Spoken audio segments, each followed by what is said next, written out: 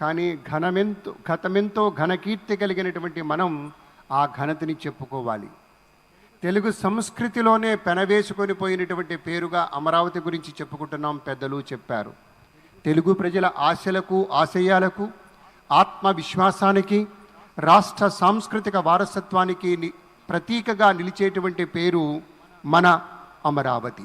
ఆ పేరు తలుచుకుంటేనే ప్రజా జీవనంలోనూ, సాంస్కృతిక రంగంలోనూ, భారతీయ చరిత్రలోనూ ఒక సర్వోత్కృష్టమైనటువంటి మహాయుగం అలా సినిమా రీల్లా కదిలి వెళుతోంది.